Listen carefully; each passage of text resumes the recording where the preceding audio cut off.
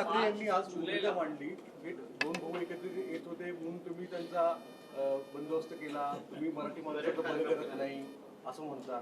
मला असं वाटतं की समजा मी एखादा निर्णय घेतला आणि दोन भावांना एकत्रित द्यायचा आहे तर मी काय असा जी आर काढलाय दोन भावांनी एकत्रित येऊ नये असा ते जी आर काही मी काढलेला नाही.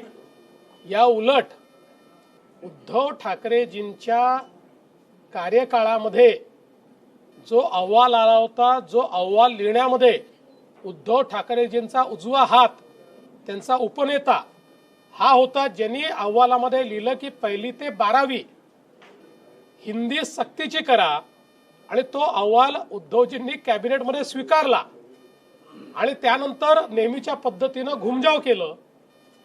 तरी देखील आम्ही कुठलाही इगो न मानता त्या संदर्भातला निर्णय केलेला आहे. मी पुन्हा एकदा सांगतो, आम्ही निर्णय केलाय,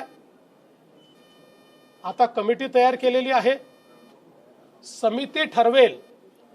आम्ही कुठल्या पक्षाचं हित बघणार नाही, आम्ही महाराष्ट्राच्या विद्यार्थ्यांचं हित बघू आणि विद्यार्थ्यांच्या हितात जे असेल तोच निर्णय महाराष्ट्राचं सरकार घेईल, कोणाच्याही दबावापुढे झुकणार नाही.